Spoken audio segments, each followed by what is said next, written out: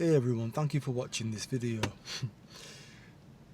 So, I have no choice but to be as honest about everything, because it's just I haven't got the RAM, in my hard drive, or whatever the actual technical definition is. I don't have the space in my brain, It's like a pint glass of water, and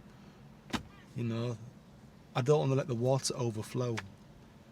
I like to stay in control of the water, right? So by doing that, it means that I'm going to struggle to keep a lie going.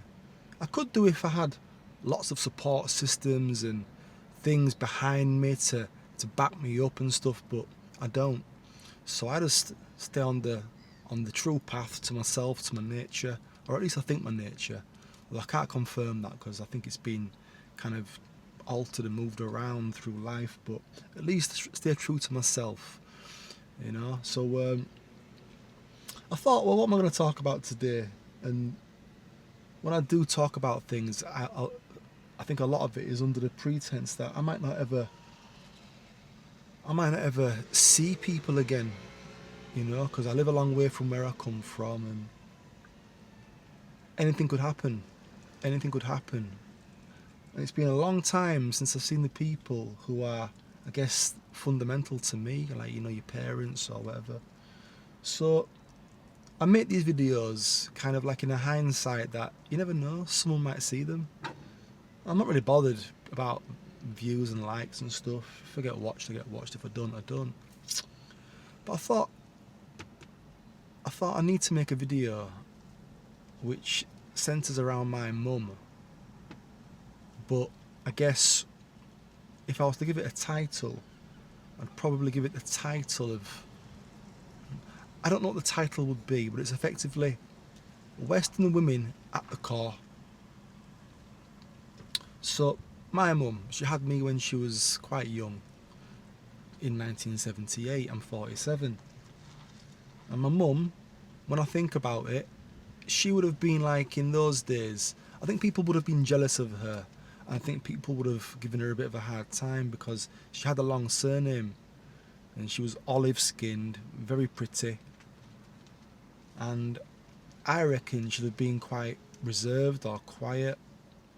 So because she didn't have any family either, really, she had her mum, my nana, who I guess has been addicted to tablets for a long time, who was born deaf and dumb, not born deaf and dumb, but raised deaf and dumb. Both of her parents were deaf and dumb, so she was herself quite a reserved person, very royalistic, traditional.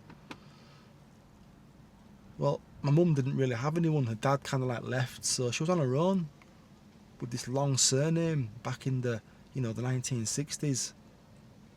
So she was on her own basically.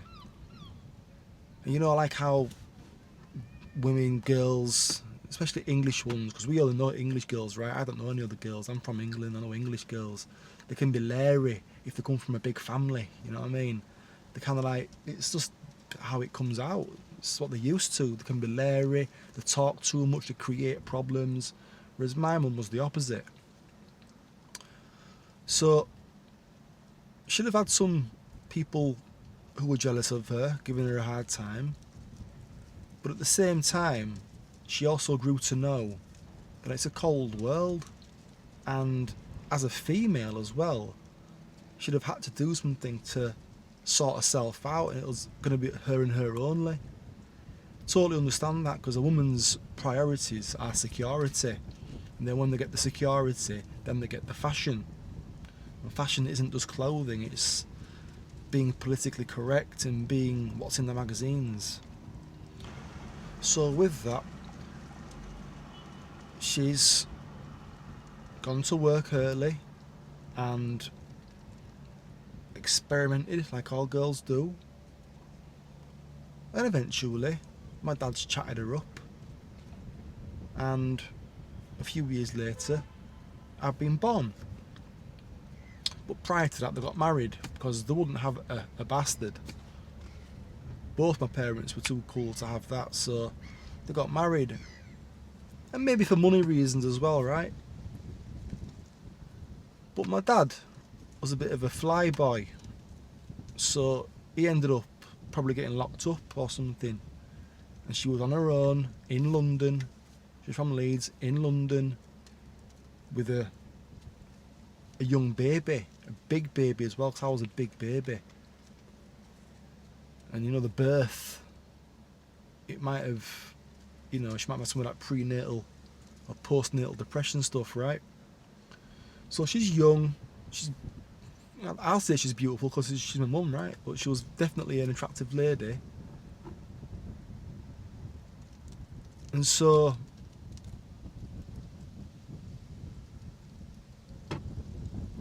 she realises that she's having too young. All the youth she still got in her, she was unable to fulfil. And I know you'll be out there saying, well, she couldn't get someone to babysit you. Yeah, she got people to babysit me years down the line, but I'm just saying what I can only assume, because I ain't seen her in like a long time, you know, like 30 plus years I ain't seen my mum. So she's had me too young, and it's taken away her youth. The rest of her life is going to be devoted to me, you know. And she sees this, and she does what she thinks a woman's supposed to do, and she tries her best. But her youth is pulling her away. She's getting catcalls, this, that and the other. So anyway, I think when she was in Leeds, she was maybe working on the street. And then in London, I think she also worked on the street. But what happened was, right, was like, during that time when she was on the street, there was a large interest in why the northern girls go south for to work on the street. So I think it was the Daily Mirror or someone like that, one of the big red tops. They've gone out looking for someone to interview on the street, and they've seen my mum, and they've offered her the interview in exchange for money. And my mum has agreed. So I don't know what they've paid her, but they must have paid her something, you know, that was quite good. Because I think as part of it, they had to take a photo of her and use her full real name, or just a photo and her first name. So that's what happened. Don't know what page in the paper it was on, but you know, it's going to be somewhere near the front, right? Maybe even first page. Maybe there was short stories, maybe there was no major stories going on, so they'll put this at the front page. Maybe. Because they do that, right? So anyway, her mother, my nana, I told you she was raised deaf and dumb. She comes from Stoke-on-Trent, and Stoke got bombed. And where she's from, Hanley, I think it's Hanley anyway. I know Hanley's in an area in Stoke, but I think she was from Hanley. She was just from like the equivalent of like Hare Hills in Leeds, but in Stoke. And so she ended up being shipped out of Stoke to Leeds just by herself when she was like 14 or 15, put on a train or the coach, whatever, and sent north. They gave her the name of a person to go and stay with, and that's what she did. And so from that, she's ended up working at Debenhams, and after some time, she ended up becoming the manageress in the Burkatex department. And so Burkatex was like a brand, like a signature is to George and Asda signature, that's the label. Like Burkatex to be a brand within Debenhams. Older heads and the grandmas, they'll know what I'm talking about. So she's, you know, worked on the trams, done all these things in Leeds before ending up working here. And she's just been on her own and just gotten on with it. I mean, the first person she even married and got knocked up with was the next door neighbour, my granddad. Never met him, but that's how naive she was, and like soft and introverted. But anyway, so she's working at Debenhams now. She's manageress at Burketex, and she's doing it, man. She's doing it. And she's now got my mum. My mum's now grown up, and she's now in London. And not only that, but her son, my nana's son, my mum's brother, he was a proper good drummer, really good drummer. And he'd been signed up for a deal, I think, with Sony in London as well. My dad were in London, his brother were in London, my ma was in London, and her brother were in London. But they weren't together or anything, but my dad and his brother obviously were. And my dad's brother were naughty, like really naughty. And my mum, obviously married to my dad, I think them three were like together sort of thing. But anyway, so my nana, she thinks her kids are in London, where the pavements are paved with gold and they're doing well, and she's proud. She feels that she's done a good job, right? So anyway, one day she goes to work and she notices all of the shop girls looking at her and looking at her oddly. And so my nana's like, what's going on? So before long, someone hands her a newspaper, and she opens it, or front page, whatever. She sees the newspaper, and she sees my mum, and she realises what she's doing, and it just cracks her in half.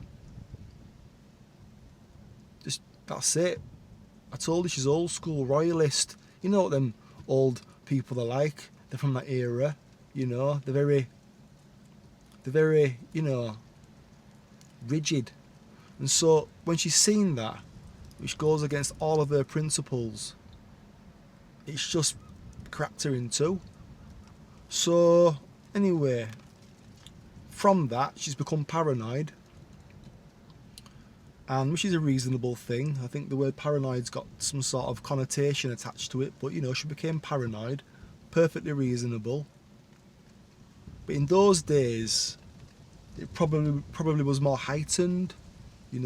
Post World War II, people are all acting strange. It's very cold, and people are cynical because they're looking for some sort of humour to get them through the day in a very bleak world, quite frankly. Because no one can tell me, despite England being first world, that it's a fun place to live. It's bleak, right? So people are very cynical, and she's on her own, which is in itself an issue. She's been married and had kids to a dark brown man. Granddad's from Armenia, so she'd have had like connotations put on her. I mean, my nana's just pure. She was anyway. She was beautiful. I love my nana. But anyway, so she's become paranoid. She's ended up, trying her hardest to get through it. But she'd bought her own house, which was on the Moortown estate in Leeds. And what happened was the local police, they've seen the story and thought, well, like mother, like daughter. So they've started going to the house, knocking on the door, trying to create a story, making something up, anything to get to talk to my nana, so they can, get that first bit of a door open, right? Get a bit of daylight in there, and from there we'll see what happens. So they've done that. My nana's naive. She believes in the state. She believes in the government. She believes in the Queen. She believes in the Prime Minister. She believes in England. She believes in the coppers. She believes in the judges. So she's obviously obliged, right? So one of them, because she's invited them in, because that's what the decent thing is to do in those days. Invited them in, not under any pretense, by the way. She genuinely thought there was something to talk about. Naive, isn't she? So anyway, one of them's teeth the key out of the pantry, the spare key. In those days, people hung the spare key on the in the inside door on the pantry. So they've done that, and obviously Nana didn't know. You know, women are a bit daft out there with things like that. They don't notice things, right? So basically, what's happened is, at some point close by to that, the police have let themselves into my Nana's house. So the police have come round and let themselves in. My Nana's like, what's going on? And then just gone cold on her. Just, instead of being nice and, hello Mrs. So-and-so, hi, they've gone cold on her and started putting the foot down. My Nana, no one, no family, no one to talk to about it. On tablets, doctors certified her as paranoid. She's now in this like Twilight Zone, you know, tales of the unexpected situation, which was very common in those days. People were quick to put a narrative onto you. And so, she hadn't known where to turn. The police have started letting themselves in regularly. My Nana's on her own. Her kids aren't around. So what do you think happened next? Now, moving on. My mother. She's now messed up my Nana's life by doing what she did. But she was young, she was naive. I understand that. Totally understand that. She's female too. Totally understand it. In that era. She had to do what she had to do. I get it. So we've moved back to Leeds anyway. My mum's always been a working person, right?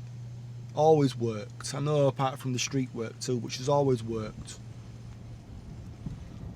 She's communist almost. She's like a bit like her dad, you know, Eastern, cold, doesn't show no love. Or didn't show it to me anyway. And so she got a job working at a restaurant in the wine bar actually. And the guy who owned both became her boyfriend. And he was a powerful guy. And basically they become, you know, partners. Now, she had always wanted power. She'd always wanted a father, and she'd always wanted money. And they're all reasonable things to want as well, right? So he fitted the bill, and he was older as well. And he could afford her a life that she'd always wanted and maybe never thought she would have. Because he'd take her away, he'd buy her dresses. He was basically like frigging Jimmy Conway out of Goodfellas. That's what he was like. So she's fallen for him, and I'm pushed to the side. But I'm a Libran. When I was a kid, I was like a puppy, just all full of fun and energy, and I smile all the time and doughy-eyed and all that. So he were alright with me. He'd give me a slap here and there, you know, but I respect that. I think a slap's good sometimes, but he'd give it to me undeserved. Because what he'd do is he'd come up to me and say, I've been working in a restaurant, let's say, cleaning dishes, and he'd come up to me and say, in his accent, what have you been saying to me, to your mum? What have you been saying about me to your mum? You try to split us up? And he just started slapping me up on that in front of everyone. But I never said anything about him to her. I never ever said anything. I actually liked him. He were a proper guy, man. He were a G. I never said a thing about him. I liked him. I liked his son. I liked his daughters. Everything. So, my mum, she's a liar. And she's always been a liar. She's only ever thought about herself. And so, I've always known it, but not known how to I was too young to understand it, right? So anyway, what happened was, a bit before that actually, quite a long time before that, because she was with him for a long time, was one day she started beating me up. And she used to always give me a slap and that. Like I say, but I was scared to death of her. She used to always arch her eyebrow like that, like The Rock. And as soon as she did that, I knew when I was getting home I was going to be getting a good hiding, right? You know, she scared me, man. I was scared of my mum. And there's a lot worse out there, by the way. A lot of kids were scared of the mums and the dads or whatever. But I was, you know, she was my only parent and I was scared of her. Because like I say, I was a puppy. I was just warm and nice and cuddle up to you. I want to be cuddling up to you. I just wanted to cuddle. Right? So one day she started beating me up. And all I remember is waking up in hospital. And apparently I'd been out for the count for a good while. Like maybe like over a day or something. Because what she tried doing was killing herself and me at the same time. And I used to always see bottles of tablets by her bed all the time. I remember it. And she used to have bottles of Valium. Because in those days doctors are giving to you like fucking sweets.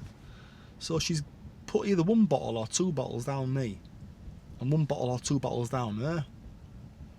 And it was a genuine thing. She wasn't to cry for help her out. It was only because someone didn't see her come to work and they thought, well, where is she? And they've rung around and thought, I'll ring my nana up. And my nana's been aware that she might have psychiatric problems. And she's like, oh, I wonder if maybe we should try and get hold of the key. And they've gone down and they've gotten a key and they've gotten in and they've found us. Otherwise, you know. So it was a genuine thing. Yeah. If it wasn't, it'd have been done in a different way. She'd have done something like leave the keys somewhere or give a sign she was going to do it. She just did it. Just some postnatal depression bullshit. And so I woke up and I'm strapped to this fucking bed at top floor of St James's, dressed in white or like in their gowns, right?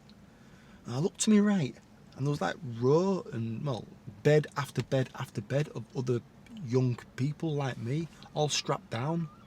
Some of them I'd go on to, like, they'd follow me through life, a couple of them. I'm like, whoa, what's going on? So, basically, I went to go live with my auntie. I went to live with my grandma, and everyone was getting rid of me all the time and kicking me out, and I was just on my own all the time, right? So, moving forward, a good while later, my mum all of a sudden came out of hospital or wherever she was, right? Psych ward. And she was ready to return to society. And went to work. She met that guy. She went to work and just worked. Totally respect her for it, get it? And like I say, I liked him. I liked his son, liked his daughters. But she's told him a load of lies about things that I hadn't said. And she did it more than once. So, as time's gone by, he's now slapping her all the time, slapping her up, gotten her doing stuff. But she's tied to him now. Because he's co-signed on a mortgage, which is the ultimate sign of doing well with your life, right? When you bought your own house. So he's co-signed on a mortgage, and she's under his thumb, plus under his spell as well. But she's scared of him because he's a G, right? So he's done loads of things. Like, he had power. I'd find myself getting arrested all the time. I just find strange things were happening that he were doing because he could do. So anyway, at some point about 12 or about 13 or 14, something like that, I've forgotten now, right? I got might have been 14, 15. I got locked up for a couple of months. Some BS, I didn't even do that. It were a couple of months and I did a month, my first ever sentence, right? Why oh why? Ooh. So I've done that and I've come out. I've been getting kicked out for ages, by the way. Like I was like 13 when I first got kicked out, and been on streets pretty much from 13 onwards, right? A couple of spells back in my mum's house, but pretty much that were it. So I've come out of there, I've gone to my mum's house with my bag and all that, you know, your plastic bag. And there were a note on the door from the bailiffs, and she'd gone. The garage was empty, curtains were down, and a big pit, they call it a pit, right, in the bottom of my stomach. Just like, right? I remember it. So I didn't know what to do. So I've gone to my nana's, and I hadn't spoken to her in years, but I managed to get all of her details, and I went to hers. Now my nana, this is many years after the paranoia thing, her whole life's crumbled, she's paranoid, she's took over, it's cracked her, right? I know it sounds a bit extreme, but this is in those days, right? And the doctors tell you you're paranoid, and the doctors are pushing it onto you all the time. The lab ratting you with fucking trial drugs and stuff. They tell you, they want you to be paranoid, so it gives them a job, right? So she's been sat in her chair now for a long time, chain smoking, fag after fag, fag after fag, never goes out. Then I rock up, and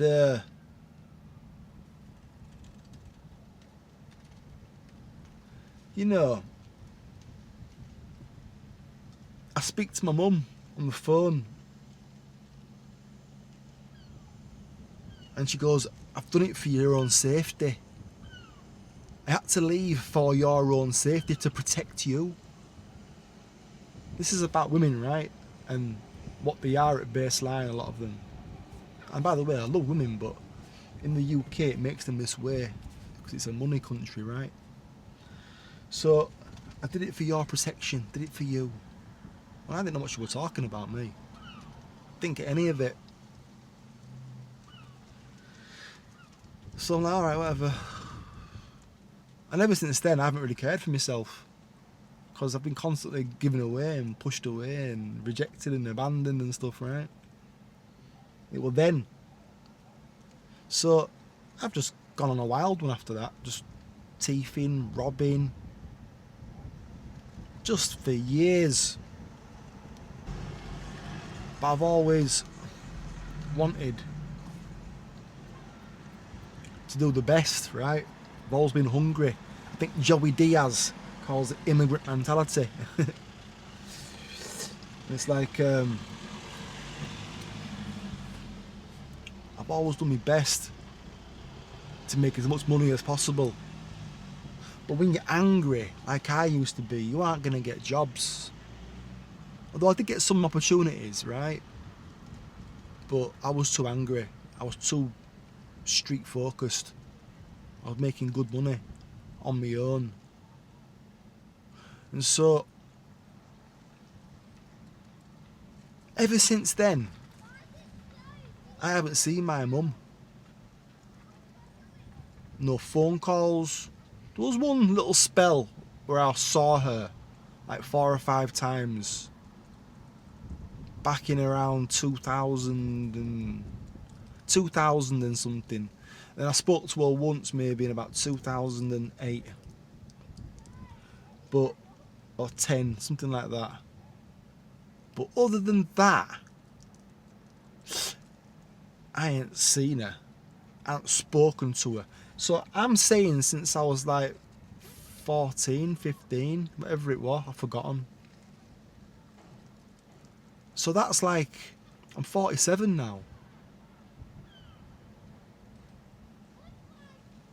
So I think to myself, Did I do out to her? And the answer is no.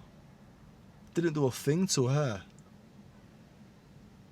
She just basically thought she was doing what a girl's supposed to do. Had me. And then the reality of life hit her. And all her youth was taken from her. So, it's a very familiar story. But ultimately, it's the oldest story in history. Because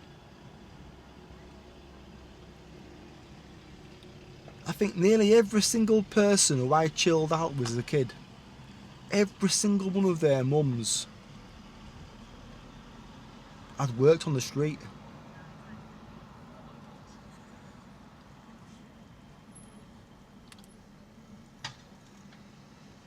And to go back to that Daily Mirror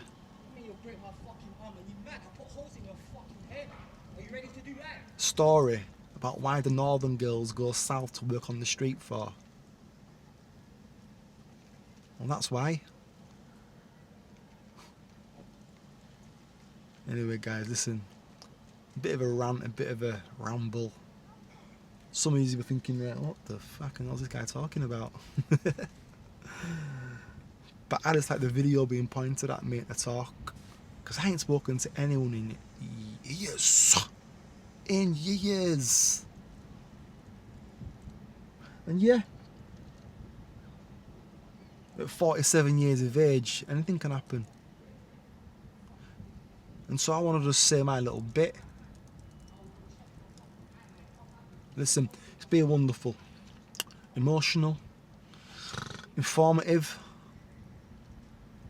But either way, thank you for listening. Take it easy. Peace out. Ciao.